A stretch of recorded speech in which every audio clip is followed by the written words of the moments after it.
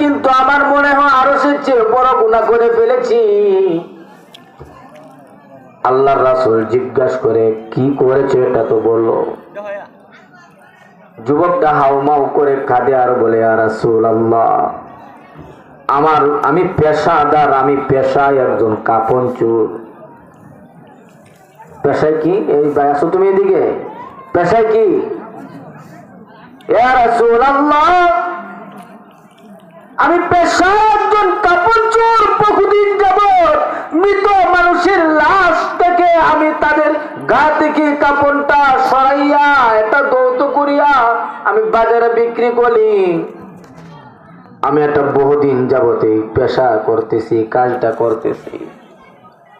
ইয়া রাসূলুল্লাহ, কাপন চুরির ঘটনার চেয়ে আরো বড় ঘটনা আমি গতকাল রাতে ঘটিয়ে ফেলেছি।